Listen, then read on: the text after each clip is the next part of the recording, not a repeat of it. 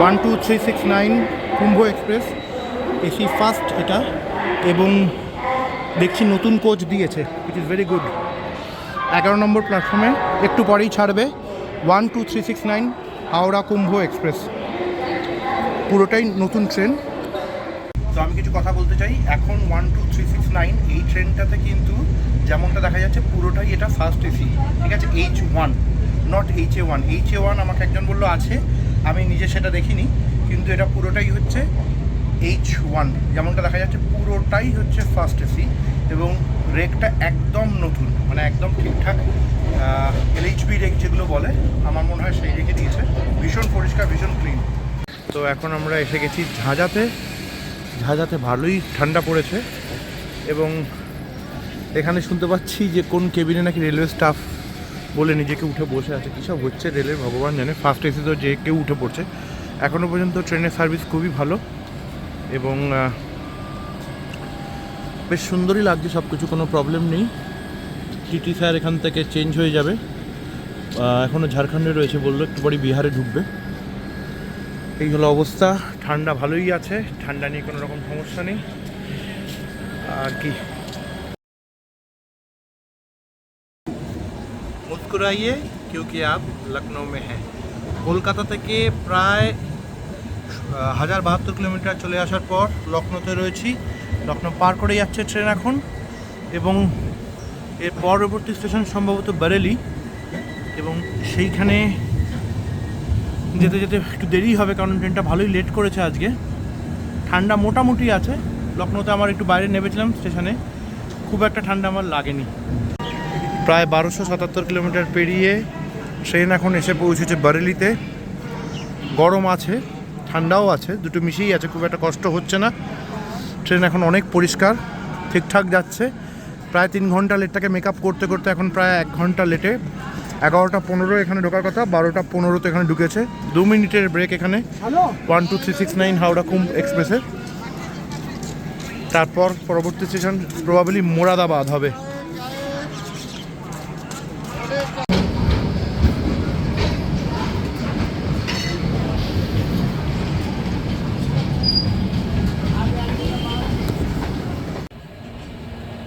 পনেরোশো kilometre journey শেষ করবার পর ট্রেন এখন লক্সর জংশন ছেড়ে বেরিয়ে যাচ্ছে। এরপরের স্টেশন যেখানে ট্রেন থামবে অফিসিয়ালি সেটাই হচ্ছে হরিদ্বার, যেখানে আমরা নেমে যাব। এবং ঠান্ডা হালকা হালকা বাড়ছে, এবং আমরা এখন উত্তরাখণ্ডে অফিসিয়ালি ঢুকেও গেছি। এগুলো সবই পার্ট অফ উত্তরাখণ্ড। প্রায় 1550 কিলোমিটার জার্নির পর এসে পৌঁছলাম হরিদ্বারে।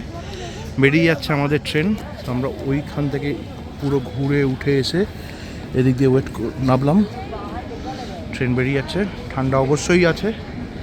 খুবই ভালো এক্সপিরিয়েন্স, এক্সেপ্ট পাটনাতে লোকজন উঠে যাওয়াটা ছাড়া। আমি দেখতে পাচ্ছি আমাদের H1 কোচও বেরিয়ে যাচ্ছে, বাকি সব খুব ঠিকঠাক। চলো, এটা হচ্ছে হোটেল হিমালয়া, আমরা এখানেই এসে রয়েছি। এটার ভাড়া আমাদের পার ডে অ্যাপ্রক্সিমেটলি ওই 2000 টাকার কাছাকাছি, না 1500 টাকার কাছাকাছি নিয়েছে। রুম মোটামুটি ভালোই নিয়ে যাচ্ছে রুমে। এখানে অনেক বাঙালিও এসে রয়েছে, কিন্তু খুব সুন্দর পরিষ্কার পরিচ্ছন্ন হোটেল, লিফটের সুবিধা রয়েছে। আর আমি নিয়ে যাচ্ছি ওপরে। আমাদের 4 জনের জন্য একটা রুম দিয়ে দিয়েছে। তুমি খুব সংক্ষেপে রুমের ট্যুরটা করিয়ে দিচ্ছি, কারণ রুমে এখনও লোকজন রয়েছে, তো আমি ডিটেলসে দেখাবো না। আমি মেনলি বাথরুমটা দেখিয়ে দিচ্ছি। বাথরুমটা ডেফিনেটলি পরিষ্কার। রুম নাম্বার 207 আমরা রয়েছি। এখানে 2টো বেড রয়েছে, যেটা সাইজ একটু ছোট। ওদিকে আরও 2টো বেড রয়েছে, যেটা একটু বড়। আর এই হচ্ছে এদের ওয়াশরুম, অলমোস্ট পরিষ্কার, ঠিকঠাকই রয়েছে।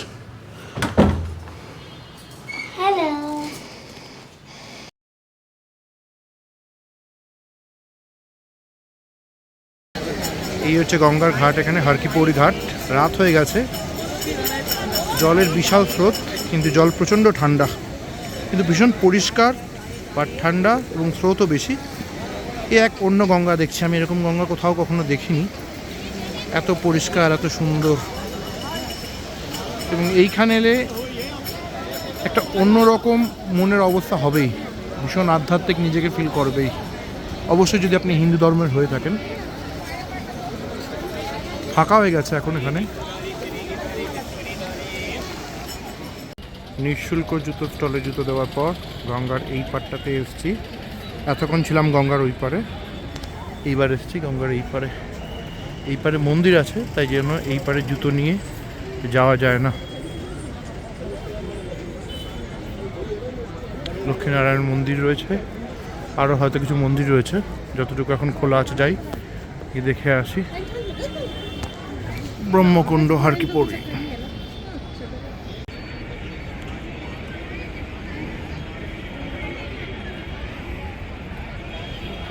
ব্রহ্মকুণ্ড হারকিপৌরি।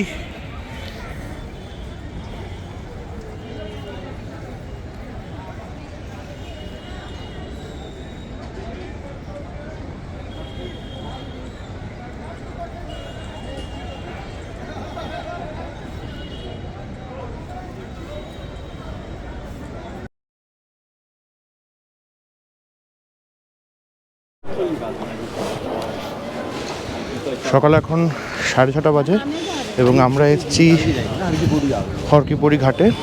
এইখানে সকালে একটা আরতি হয়, সেটা দেখবার জন্য। ঠান্ডা একদম যাচ্ছে তাই লেভেলের, প্রায় হয়তো 7-8 ডিগ্রি হাওয়া চলছে, সেটাই খুব চিলিং।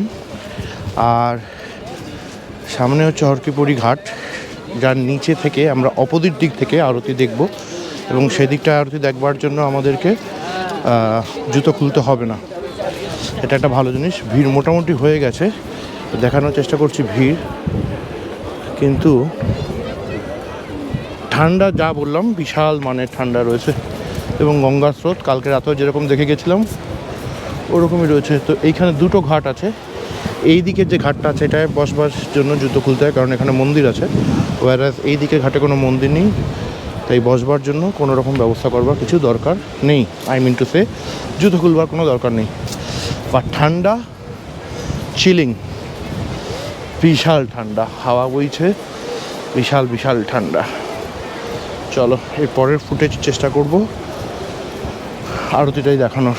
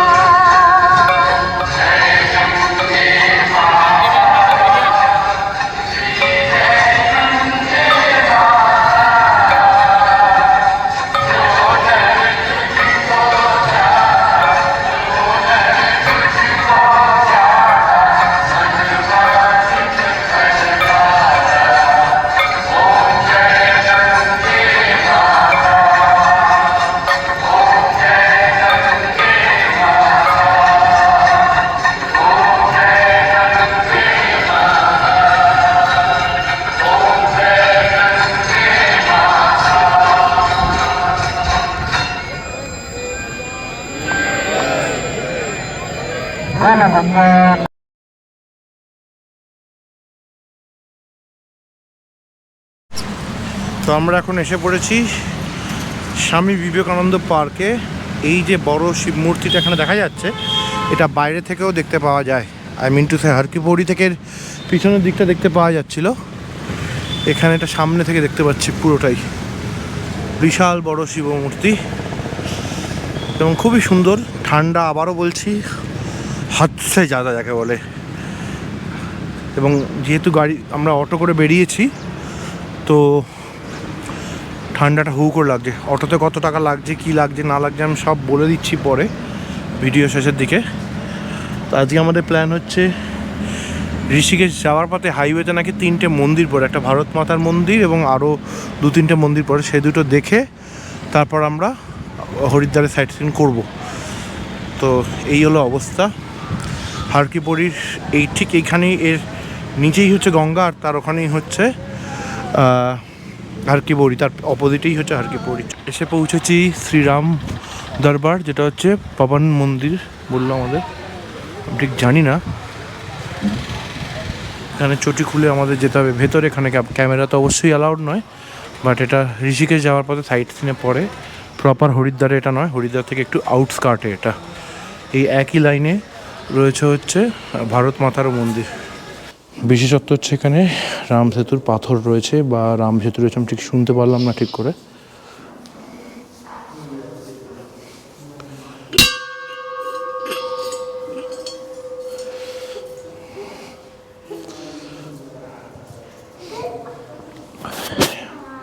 হ্যাঁ, ঠিক তাই, সেই পাথর যেটা শ্রীরাম স্পর্শ করেছিল, যার উপর দিয়ে রাম গেছিল, সেই পাথর এখানে ভাসছে, আমি নিজে দেখতে পাচ্ছি সেটা জলের ওপর। এই হচ্ছে সেই সুন্দর জিনিস।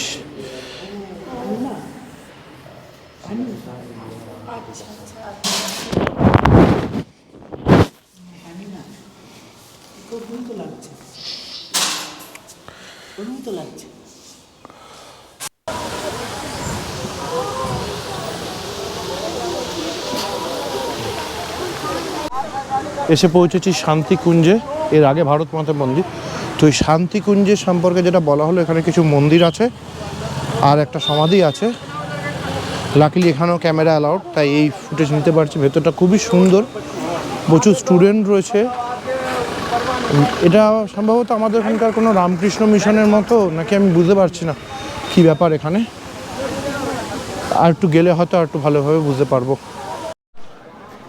শান্তিকুঞ্জ ক্যাম্পাসের ভেতরেই রয়েছে গায়ত্রী মন্দির। এখানে যদি ক্যামেরা অ্যালাউ করে তো আমি নিশ্চয়ই ভেতরের ফুটেজ নেব। এটা অনেকটা যেমনটা আমি বললাম আমাদের রামকৃষ্ণ মিশনের মতো। এখানে এদের নিজের প্রচুর স্টুডেন্ট রয়েছে ভেতরে, যারা এখানেই পড়াশোনা করে, ছাত্র রয়েছে। যদি এর ভেতরে ক্যামেরা অ্যালাউ করে তো যতটা পারা যাচ্ছে আমি ফুটেজ নেব। খুব শান্ত জায়গা, কিন্তু যেহেতু আমাদের হাতে সময় কম আছে, তাই আমরা হয়তো অতটা পুরোটা থাকতে পারবো না এখানে। তাড়াতাড়ি করে দেখিয়ে এসে বেরিয়ে যাব। নাহলে যদি কেউ একটু মেডিটেশন করতে চায়, এখানে মেডিটেশনের জন্য ঘরও রয়েছে, সেখানে গিয়ে মেডিটেশন করতেও পারে। ঢুকবো হচ্ছে গায়ত্রী মাতা মন্দিরে।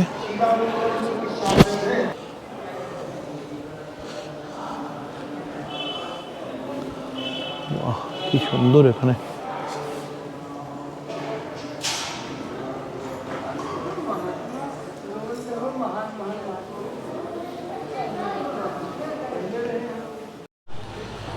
এসে পৌঁছেছি সপ্তর্ষি আশ্রমে। ঠান্ডা কিছুটা কমেছে এখন, এবং এইখানে একজন আছে আশ্রমে ঢুকবার আগে, যেখানে আমি যেতেই চাই একটু। সেটা হচ্ছে এই ছোট্ট সোনাটা রয়েছে, কি সুন্দর কিউটি মিউটি ডগি।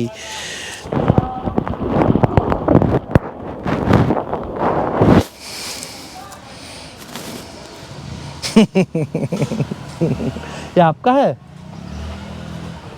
अच्छा है, काटता है, फ्रेंडली।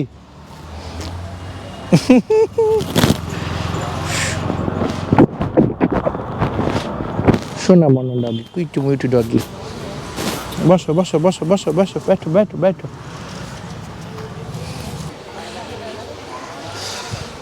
খুব সুন্দর এইখানকার সমস্ত আশ্রমেরই আমি দেখতে পাচ্ছি, প্রত্যেক কটাই মোটামুটি খুবই সুন্দর এবং বেশ শান্ত। এখানে আপনি সময় নিয়ে এসে যদি চান যে আমি ধ্যান করব, আমি মোটিভেটেড হব, আমি একটু শান্তিতে থাকব, আপনি থাকতে পারেন।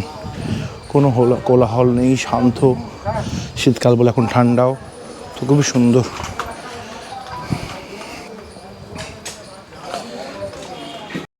এসে পৌঁছালাম সপ্তর্ষি মন্দিরে। এখানে 7জন ঋষি রয়েছে, আর মাঝখানে গঙ্গেশ্বর মহাদেবের মন্দির রয়েছে।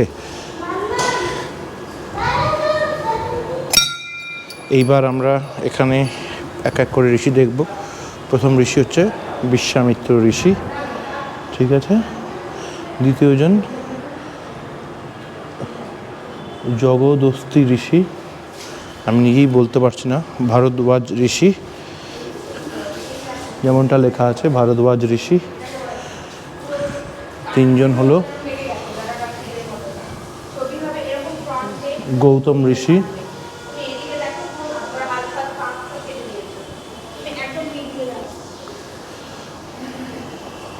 অত্রি ঋষি, এখানে তিনজন, ওইদিকে তিনজন, ছজন। আচ্ছা আরও ঋষি রয়েছে, বৈশিষ্ট্য ঋষি, এই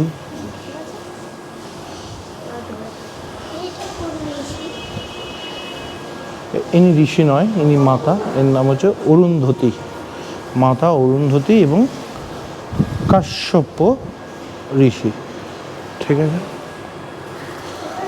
কাশ্যপ ঋষি, হ্যাঁ। এবং মাঝখানে হচ্ছে মহাদেবের বাসস্থান, হর হর মহাদেব। ওপরে রয়েছে লেখা বদ্রীনাথ, কেদারনাথ, গঙ্গোত্রী, যমুনোত্রী। পাহাড়ের কোলে উপস্থিত ভারত মাতা মন্দির। পুরোপুরি পাহাড়ের কোলে নয়, বাট চারপাশে পাহাড় আছে সেইভাবে বললাম। অনেকগুলো তলা রয়েছে, জানি না কতগুলো তলা, গুনতে হবে। প্রায় 10 তলার মতো যেটুকু মনে হচ্ছে আমার। তাহলে রেনোভেশনের কাজ হচ্ছে।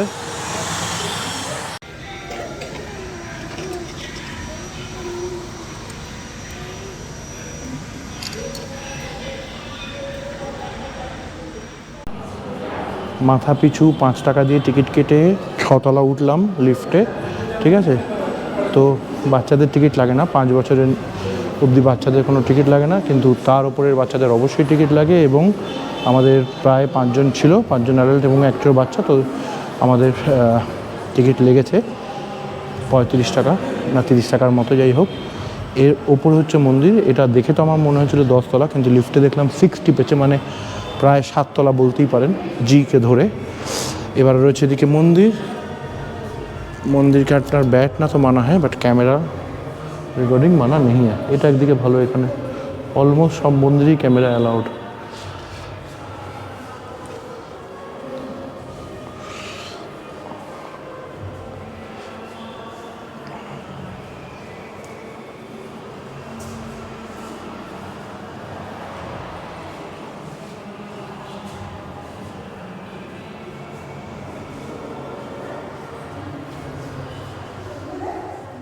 এবার উপর দিয়ে উঠছি সিঁড়ি দিয়ে। এখানে শিবের মন্দির রয়েছে।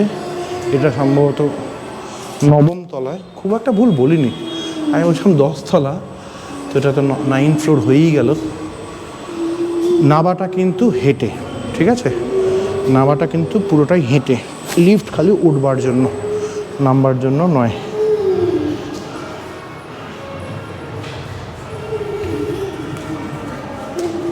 এখানে একটা বিশাল বড় শিবের মন্দির আছে, যেটা ক্যামেরায় ভালো উঠবে না হয়তো। হচ্ছে মন্দিরের ভেতরেরটা, ভেতরের অংশটা।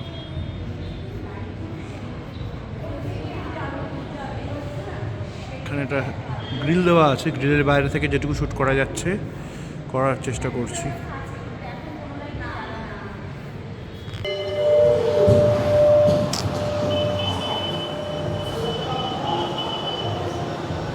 ওই যে দূরে নদীটা দেখা যাচ্ছে, ওটা কিন্তু গঙ্গা নদী। দারুণ সুন্দর, মানে জায়গাটা খুবই সুন্দর, শান্ত স্নিগ্ধ নদী বয়ে যাচ্ছে, বিশাল চর পড়ে গেছে পাথরের নুড়ি বালির, ভীষণই সুন্দর জায়গা। এখানে রোপওয়ের টিকিট দিয়ে আমরা 444-এ টিকিট কেটেছি, 444 টাকার। তাতে মনসা দেবী, চণ্ডী দেবী আর মাঝখানে ট্রান্সপোর্ট পুরো রোপওয়ে ধরে প্যাকেজ, এটা একটা 444 টাকা। এরপর এটাই আমাদের যেতে হবে, চলো। आओ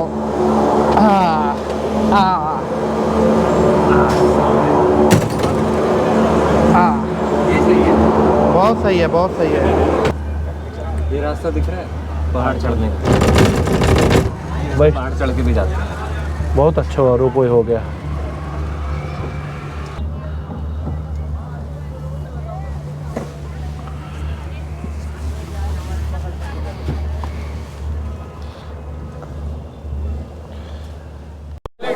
ওপরে এসে পৌঁছেছি, এখানে মোটামুটি ভিড় রয়েছে, জানি না ভেতরে অ্যালাও কিনা। এইটা 100 টাকা দিয়ে নিয়েছি, ফাঁকা ফাঁকাই আছে। হ্যাঁ, জানি না ক্যামেরা কতটা অ্যালাউ করবে বা করবে না। মনসা দেবী মন্দির মে আপকা স্বাগত হ্যাঁ, মন্দির ট্রাস্ট।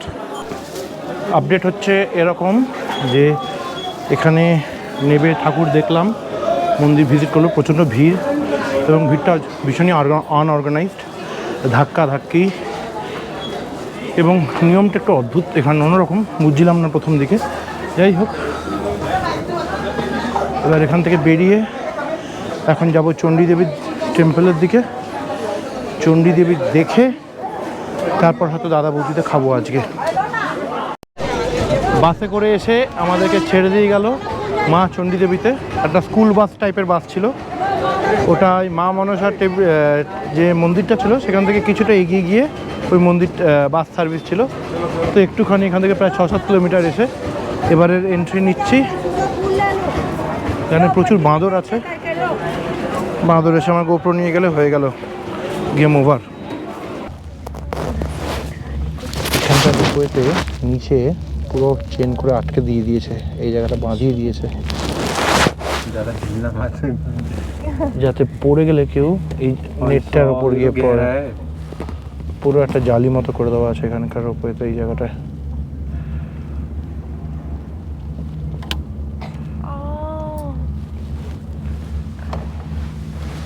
এই দিকটা শহরটা দেখা যাচ্ছে, কিন্তু আলো এসে ব্যাপারটা পুরো আলো ঢুকে যাচ্ছে লেন্সে।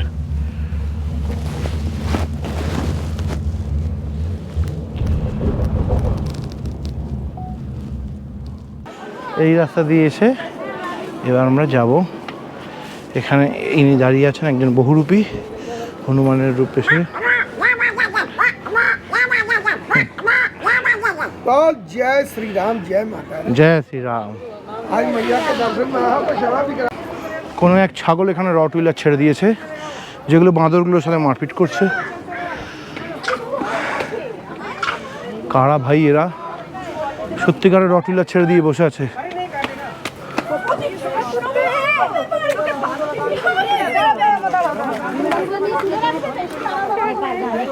এখানে আরেক বহুরূপী দেখাবে দাও। বাঁদর, রটউইলার এইসব পেরিয়ে মোটামুটি আমরা এখন এগোচ্ছি মন্দিরের উদ্দেশ্যে। এখানেও একই সিস্টেম আমাদের দক্ষিণেশ্বরের মতো, যে জুতো রাখুন আর আমার থেকে ডালি নিয়ে পুজো দিন। সেসবগুলোকে উপেক্ষা করে সোজা এগোয়।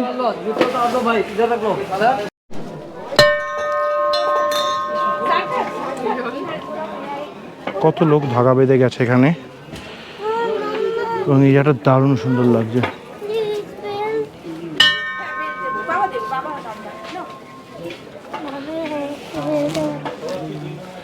সামনে মন্দির, সেখানে হয়তো ফটো তোলা অ্যালাউড নয়, দেখে যদি অ্যালাউড হয় নিশ্চয়ই ফটো তুলবো, ভিডিও করবো।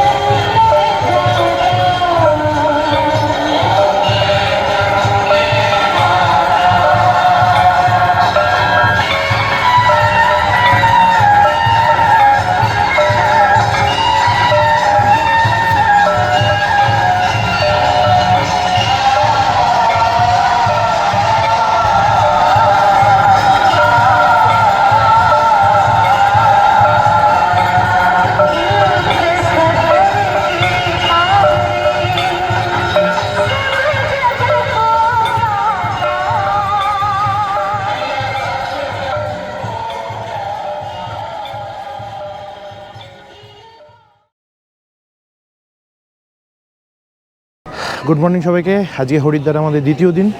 আজকে আমরা এসেছি কঙ্খলের দিকটায়। কঙ্খলে কিছু মন্দির এবং আশ্রম রয়েছে। বর্তমানে আমরা রয়েছি দক্ষ আশ্রমে বা দক্ষ মন্দিরে।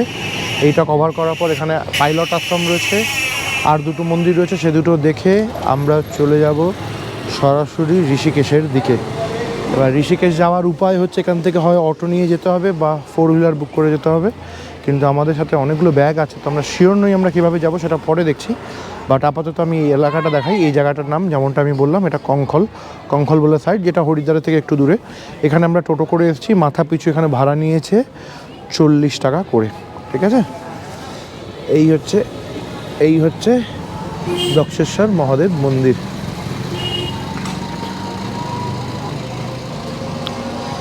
আর এই হচ্ছে তার বাইরের জায়গাটা। এবার আমরা আস্তে আস্তে দক্ষেশ্বর মহাদেব মন্দিরে প্রবেশ করব। মন্দিরের বাইরে কি সুন্দর ওয়াল পেন্টিং। এই হচ্ছে মন্দিরের মেন গেট, আর ওই দিকেও রয়েছে,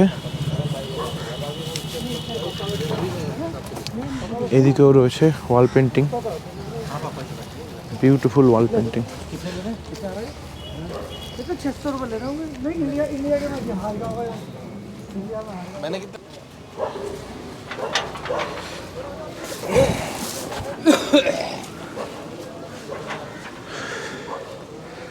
শিবের মন্দির, শিবের শ্বশুরমশাইয়ের মন্দির, তার নামে স্থান। দশা মহাবিদ, আচ্ছা দশ মহাবিদ্যার মন্দির। আর এখানেও মন্দির এদিকেও রয়েছে। তো বেসিক্যালি যেটা বুঝলাম, এখানে 3টে মন্দির আছে। একটা শিবের মন্দির, যেটা আমার ঠিক পিছনে, দূরে হচ্ছে দশ মহাবিদ্যার মন্দির, এবং 3 নম্বর হচ্ছে হনুমানজির মন্দির। আমি এক এক করে দেখাচ্ছি। এই যে মন্দিরটা, এটা শিবের মন্দির। ওইখানে যে মন্দিরটা, ওটা দশ মহাবিদ্যার। আর আরও এগিয়ে হনুমানজির মন্দির, এটা একটু পরে দেখাবো। এখানে বাঁদরের প্রচণ্ড উপদ্রব, এবং সামনে একটা গঙ্গা নদী রয়েছে। नाम बोल के आप ढूंढ नहीं पाओगे ना, उतना फेमस नहीं हूँ मैं।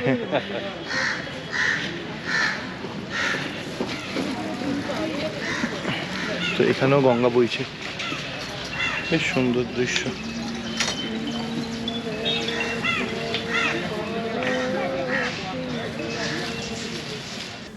এবার এসে পৌঁছেছি যে আশ্রমটায়, সেটা হচ্ছে পাইলট বাবা আশ্রম। এখানে ঢুকতে গেলে 4 জনের টিকিট লাগলো 30 টাকা, বাচ্চার টিকিট নেয়নি। এবং গেটের মুখে 2টো সিংহ বসানো আছে, একটা এখানে একটা এখানে। এই আশ্রমের ইতিকথা আমি কিছু জানি না, কেন এটার নাম পাইলট বাবা, কী আছে না আছে আমি কিছুই জানি না। খালি আমার থেকে নাম আর কজন আছে এটা জেনে 30 টাকা চার্জ করলো। এখানে জেনে নিয়েছে শুরুতেই যে ক্যামেরা অ্যালাউড কিনা, বললো ক্যামেরা অ্যালাউড আছে, তো অসুবিধা হবে না খুব একটা মনে হয়। এবার ঢুকছি পাইলট বাবা আশ্রমে।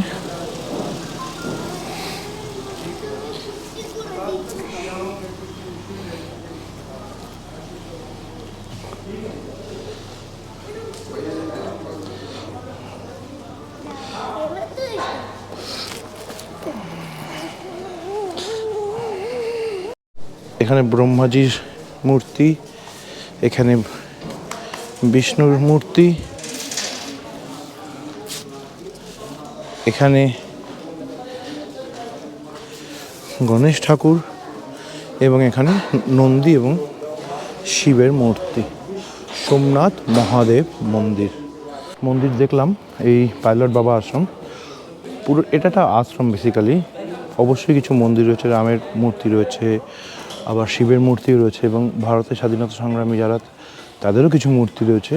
সব দিকটাই রয়েছে, কিন্তু বেসিক্যালি এটা তেমন কোনো বড় কিছু নয়, জাস্ট একটা আশ্রম, ঠিক আছে। মানে ভালো, অবশ্যই আসবেন যদি এখানে থাকার প্ল্যান হয়। তাহলে আমি জানি না থাকার কী ব্যবস্থা আছে, হয়তো ইন্টারনেটে সার্চ করলে পাওয়া যাবে। অনেকে এসে থাকছে, অনেক ফরেনার রয়েছে ভেতরে। আর ভেতরে একটা ছোট্ট পাখিঘর টাইপের রয়েছে। এই দেখো ফরেনার, এই যে যাচ্ছে সাদা রঙের, এটাই ফরেনার। আবার এ ইন্ডিয়ান, এখানে থাকার জন্য এসছে। তো বহু লোক বেসিক্যালি এখানে থাকার জন্য আসে, বহু লোক এখানে থেকে জাস্ট ঘুরে বেড়ায়। আমরা যখন টোটোতে উঠেছিলাম আমাদের জিজ্ঞেস করলো আপনারা কি ওখানে থাকবেন নাকি ওখান থেকে দেখে বেরিয়ে আসবেন, তো আমরা বললাম আমরা ওখান থেকে দেখে বেরিয়ে আসবো। তো এই হলো ব্যাপার। এসে পৌঁছেছি হরিহর আশ্রমে। এখানে 3টে জিনিস দেখবার আছে। একটা হচ্ছে রুদ্রাক্ষ গাছ, 2 হচ্ছে মহামৃত্যুঞ্জয় মন্দির এবং 3 হচ্ছে পারদেশ্বর মহাদেব মন্দির, পারাকা শিব বলছে সেই মন্দির। এবং এটা একজন নাগা সাধুর দ্বারা স্থাপিত আশ্রম। আমার পিছনে যে গাছটা এটাই হচ্ছে রুদ্রাক্ষ গাছ, এটাই রুদ্রাক্ষ গাছ। কাছে গেলে দেখা যাবে সবাই প্রণামও করছে, ঠিক আছে। এখানে একটা পরিক্রমা আছে, তো পরিক্রমাটা আমি করে নিই, তারপর আমি যাচ্ছি নেক্সট জায়গায় আর কি।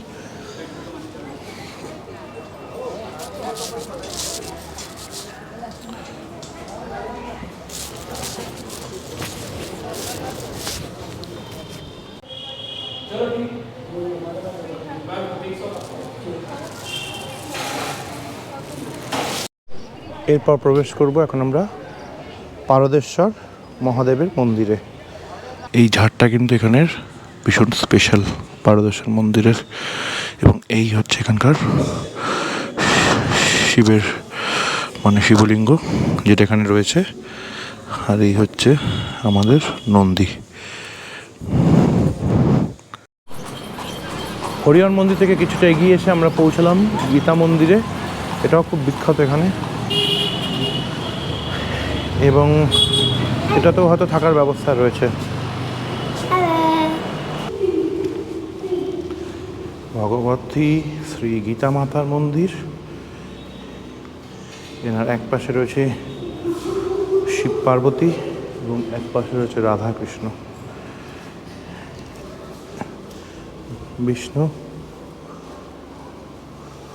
ভগবান রাধা কৃষ্ণ। খুবই সুন্দর। এটা যেমনটা বললাম ভগবতী শ্রী গীতা মাতা, লক্ষ্মী ঠাকুর এবং ভগবান শিব এবং শ্রী দুর্গা মাতা।